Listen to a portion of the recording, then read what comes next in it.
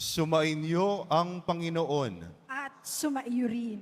Ang simula ng mabuting balita ng Panginoon ayon kay San Mateo. Papuri sa iyo, Panginoon.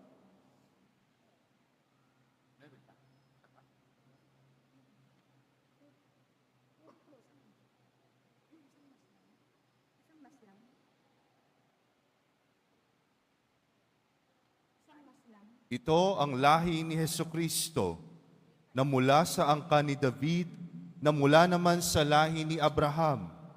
Si Abraham ang ama ni Isaac, si Isaac ang ama ni Jacob, na ama ni Juda, at ng kanyang mga kapatid. Naging anak naman ni Juda kay Tamar sina Fares at Zara. Si Fares ang ama ni Esrom, at si Esrom ang ama ni Aram.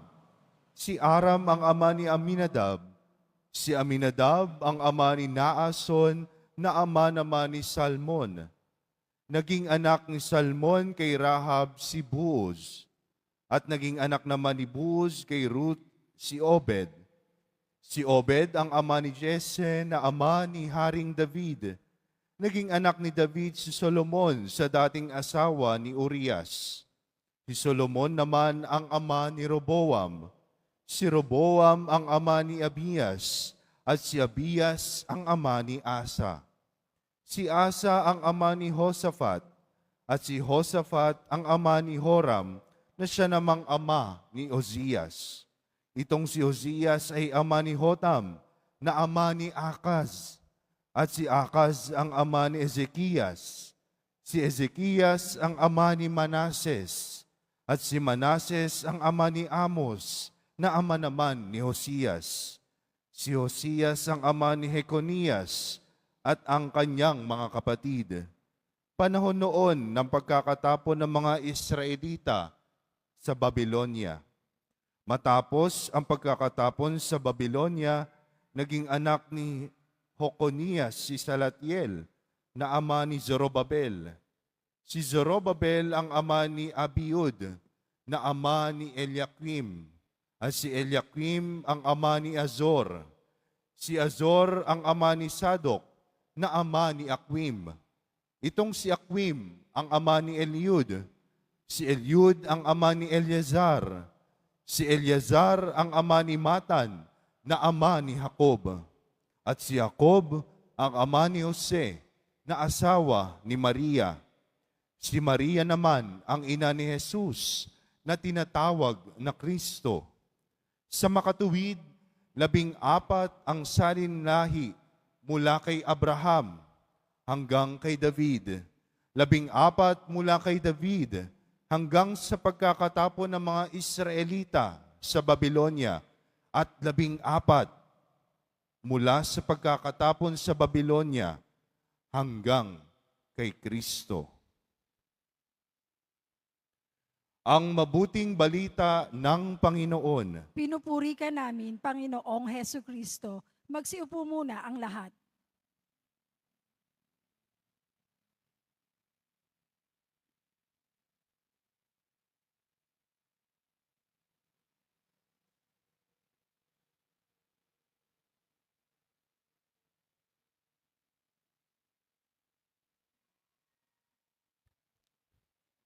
Magandang umaga po sa inyong lahat. Good morning. Batiin naman natin yung ating katabi ng magandang umaga sa iyo. Good morning. Nakakakumpleto ka pa ba? Pangalawa pa lamang ito na simbang gabi. Tatanungin ko po kayo, gugustuhin niyo po bang ulitin uli ang buhay ninyo? Uulitin lahat. From the start.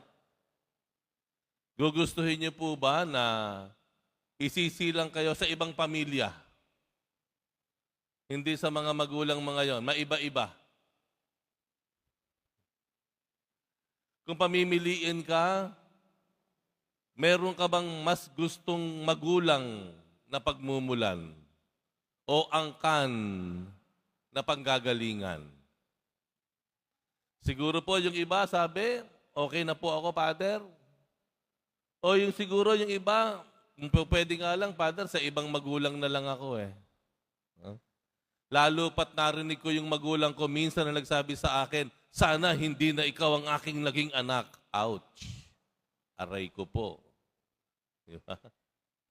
Lalo pa, kapag kung titingnan mo yung iyong pinagmulan na angkan, samut-sari ang mga ginawa sa buhay. Marahil kilala sa inyong lugar, ang inyong pamilya, ang mga tito mo. Hindi maganda ang record. Halimbawa, ano po? O halimbawa, ikaw mismo, hindi naging maganda ang iyong alaala nung ikaw ay bata pa. Nasaktan ka at ang naging involved pa sa pananakit o sakit o sugat mo ay mga taong malalapit sa iyo at dapat ay katiwa-tiwala. Kung pwede nga lang talaga na ako'y isilang sa ibang pamilya, magmula sa ibang magulang. Kung pwede sana na ulitin ko ang lahat. But I have a bad news for you. Hindi na mangyayari yun. Hindi mangyayari yun. Hindi ba pwedeng mangyari mag-rewind tayo? Hindi mangyayari na tayo isisilang pa sa ibang magulang? Hindi na po mangyayari yon.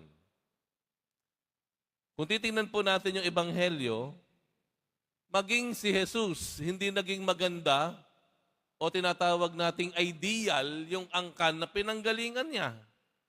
Bagamat ito ay narinig natin kanina, mga pangalan na narinig natin sa lumang tipan. Naging bahagi ng kasaysayan ng kaligtasan ng tao. Narinig mo Abraham, Jacob, Haring David, Solomon, diba? Marinig mo yan. Hanggang kay Jose, no? At si Maria. Pero, kung inyo pong mapapansin, at alam ko marahil iba alam na sa inyo, bagamat ang salinlahi ni Jesus ay makikitaan nyo ng mga tao talagang banal, talagang masasabi mong ay talagang dyan manggagaling ang magiging tagapagligtas sa angkan na yan. Dahil yan ang mga taong yan. Yan ang nagpakita ng katapatan sa Diyos. Pero baka hindi nyo po napansin yung ilan doong mga pangalan. Halimbawa, si Tamar. Tamar. Ang nabanggit doon, bahagi ng salinlahi ni Jesus. Si Tamar po ay kailangan niyang sumiping o akitin ang kanyang biyanan. Biyanan, father-in-law. Akitin at makasiping ang kanyang biyanan. Sa anong kadahilanan? Para lang magkaanak. Narinig niyo si Rahab. Nakabahagi pa rin nung nabanggit kanina. Sino ba si Rahab? Prostitute po yun. Kalapating mababa ang dipad. Narinig niyo po si David. Si David mismo ay nagkaroon ng ugnayan kay Bathsheba. No, merong extramarital affairs, ika nga. No? Sa makatwid, mismong yung talaan ng salinlahi ni Jesus, mismong yung pinanggalingan ni Jesus na angkan, ay mayroong daladalang malagim na bahagi ng nakaraan. Pero hindi inulit ng Panginoon ang lahat. Hindi niya pinili sa isang angkan na mas karapat-dapat sa pagsilang ng magiging anak ng Diyos at anak ni Maria. Dahil sa bandang huli, kung titignan ang kabuuan ng kwento ng ating Panginoong Jesus, makikita pa rin ang kagandahan. Life is beautiful. Sabihin nyo nga po, life is beautiful. Maganda ang buhay. Kahit mayroong malagim na nakaraan, life is beautiful. Kahit ano pa ang mangyari. Dahil sa bandang maging sa kauna-unahan, balikan natin yung sa aklat ng Henesis, nung ang Diyos ay nililikha ang bawat bahagi ng sangnilikha, ang mundo, ang langit, himpapawid, dagat, buhay sa ilalim ng dagat. Sa kada araw, matatapos ang Diyos sa paglikha ng sanlibutan o sangnilikha. Ano lagi sinasabi doon? And God saw it good. Kada araw na matatapos ang Diyos sa paglikha, sinasabi, at nakita ng Diyos ang kanyang ginawa na maganda. Tayo pong lahat ay maganda. Tingnan niyo po yung katabi niyo. Pruweba. Tingnan niyo katabi ninyo. Di ba? Ang ganda-ganda niyan. Kahit hindi pa naligo yan, dahil masyadong maagang umalis ng bahay, maganda pa rin yan. Huwag niyo na lang amuyin. Pero kahit na, maganda pa rin yan. Totoo po yan. Yan ang isang bagay na dapat po natin talagang paniwalaan at panghawakan. Na kahit ano pa nangyari sa buhay natin, gaano pa naging kapait yung ating kabataan, kahit pa iniwan tayo ng ating magulang, kahit nagkahiwalay pa sila, kahit nasaksihan natin lumalaki tayo nag-aaway at nagsasakitan ng ating mga magulang, kahit tayo ay nasa isang angkan na nag-aaway-away yung mga tito natin at tita natin, dahil nag-aagawan sa mga minana, sa mga lolo't lola natin. Kahit sabihin mo, ikaw hindi nakapag-aral, hindi nakatapos. Ikaw ay namasukan. Ikaw ay maraming nagmalupit sa iyo na mga tao. Kahit mismong titignan mo yung balat mo, ang dami mong peklat. Peklat na pruweba ng isang masakit na nakaraan. Kahit pa nagkamali ka ng iyong nakaraang panahon at yung pagkakamaling iyon, hanggang ngayon nararanasan mo yung epekto. Still, sa mata ng Diyos, maganda pa rin ang buhay. Sabi nga, God writes straight in crooked lines.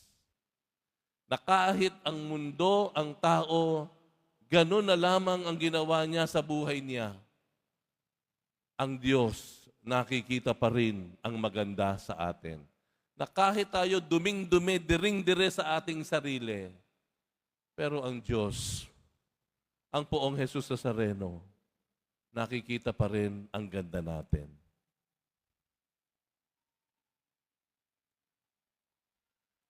Kaya nga po ba si Jesus hindi niya iniwasan ang mga makasalanan ng panahon niya? Hindi niya pinandirihan yung mga tinatawag na public sinners nung panahon niya. Sa katunayan, siya pa yung lumapit. Siya pa yung nag-anyaya sa kanila na lumapit sa Kanya. Kahit nagkamali tayo, maganda tayo sa Diyos. Bakit? Dahil nakikita ng Diyos, kaya pa nating itama ang mali. Kahit may mga sugat tayo, mapait na nakaraan o bahagi ng buhay natin, maganda pa rin tayo. Bakit? Dahil kaya ng Panginoong Jesus Nazareno hilumin ang mga sugat na iyan, tuyuin ang mga sugat na mga sariwa. Kahit pa, in spite of and despite, God can see the beauty in us. Yun po ang isang bagay. Alam nyo, just to share with you, nung bata akong pari pa, no? I celebrated Mass with my angkan, tito, tita, pamangkin, mga pinsan. Dami, malaki pong pamilya kami. Punong-puno yung bahay ng tita ko. At habang ako'y nakatingin sa kanila, bagamat tuwan-tuwa sila dahil nagkaroon ng pari sa kaaming angkan, pero may napansin ako. Sabi ko, alam niyo po, kahit nagpapasalamat tayo sa Diyos na nagkaroon ng biyaya ng pagkakaroon ng pari sa ating angkan, pero aminin na po natin, tingnan natin ang ating mga sarili. Ilingin niyo po ang inyong mga mata sa paligid. Di ba may kanya-kanya tayong itinatagong nakaraan? Yung aking pamilya, aminin ko po sa inyo, ang aking kan, may mga hiwalay sa mga mag-asawa. May mga iba may anak sa labas. Ipinapakita lamang po na kahit ano pang ginawa natin sa buhay natin, dahil kayang tayong patawarin ng Diyos, kaya tayong hilumin ng Diyos, kayang ipagkasundo ng Diyos ang mga bagay na magkakahiwalay sa atin, nakikita pa rin ng Diyos ang kagandahan ng buhay natin. Amen? Sa simbahan na lamang po. Diba? Sa simbahan, kahit anong simbahan. Sa simbahan, kaya yung iba, ayaw yung kanilang asawa mag-serve sa simbahan. Magse-serve ka dyan sa simbahan, puro chismosa dyan.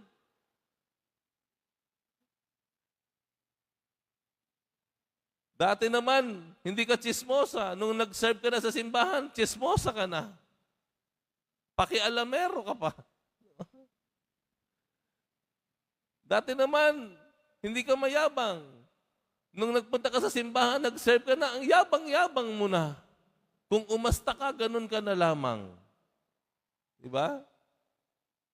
Sa simbahan po, aaminin ko sa inyo bilang pare, may mga bagay po talaga na talagang sabi nga makikriticize mo mula sa pare hanggang sa volunteers. Pero ito yung magandang iniwan sa atin ni Pope Francis. Naalala niyo po. Ang ganda nung iniwan niya sa atin. Ano sabi ni Pope Francis? Ang simbahan ay hindi museo. Museo. Makikitaan mo ng mga bagay na bahagi ng magandang nakaraan, masarap sariwain. Hindi. Ang simbahan daw ay ospital. Hospital. Na maraming taong naritong sugatan. May mga taong takot. Mga taong ayaw balikan ng nakaraan. Mga taong may itinatagong kahihiyan. Mga taong ayaw may mauungkat sa kanyang buhay. Dahil sa takot at hiya. Pero hindi ba, yun din naman talaga ang dahilan kung bakit dumating ang Panginoong Jesus Nazareno sa mundo? He came not for the saints, the righteous, but for sinners. Di ba sinabi ni Jesus mismo yan sa Ebanghelyo? Dumating ako hindi para sa mga malalakas, kung hindi sa mga taong may sakit. Dumating ako sa mundo para sa hindi para sa mga tuwid, kung hindi sa mga makasalanan. Kaya po ang simbahan natin, magandang makikita. Makikita pa rin natin ang kagandahan. Dahil narito ang mga may sakit. At dahil sa simbahan tayo, yung may sakit, makakasumpong tayo ng kagalingan, kapatawaran sa ating Panginoong Jesus Nazareno. Kaya sa misang ito, paulit-ulit po nating sabihin sa ating kalooban, salamat, mahal na poong Jesus Nazareno. Sa kabila ng lahat, maganda pa rin ang aking buhay. Maraming salamat poong Jesus Nazareno.